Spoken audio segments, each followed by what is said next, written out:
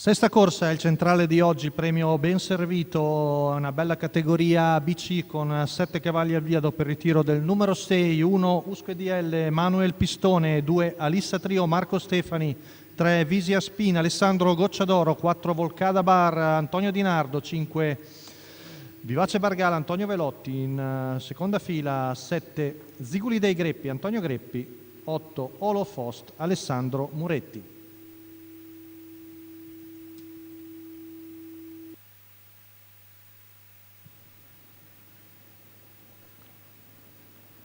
Stacco della macchina, veloce, Volcada Bar, cerca di scavalcare Visia Spin, a sua volta le prese con Usche DL che però gli rientra con la curva. Passa la leva di Antonio Di Nardo mentre Usche DL mantiene la seconda posizione, Visia Spin è di fuori. Poi serra sotto anche Ziguli dei Greppi per non far accodare Visia Spin numero che 5, si deve rassegnare Vivace a rimanere di fuori Bargal, scoperta. squalificato. L'errore di Vivace Bargala, intanto 14-1, il violento strappo iniziale che ha portato Volcada Bar al comando.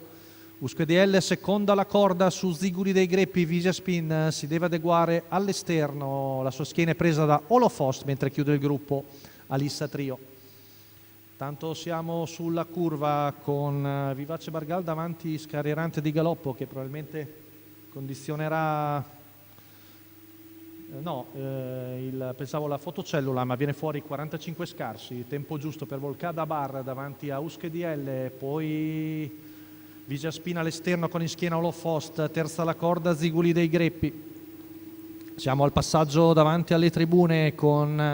in controllo Antonio Di Nardo con la figlia di Gotelmanswood che precede sempre Usche DL in seconda posizione.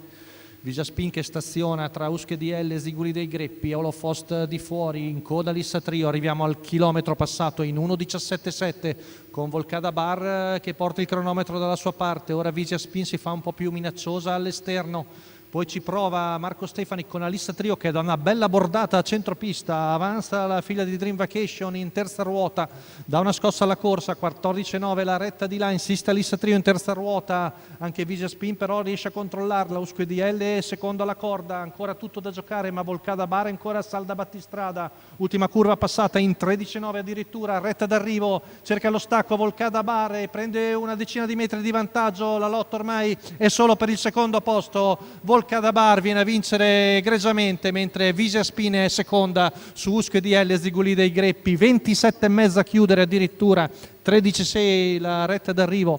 Si è risparmiata lungo il percorso Volcada Bar ma alla fine ci ha fatto vedere ottimi parziali la lieva di Gennaro Casillo al triplo da trainer, il doppio invece da guidatore per Antonio Di Nardo, stavolta per la scuderia del Royal Trotting, la figlia di Gotelmanswood ci ha fatto vedere veramente interessanti parziali.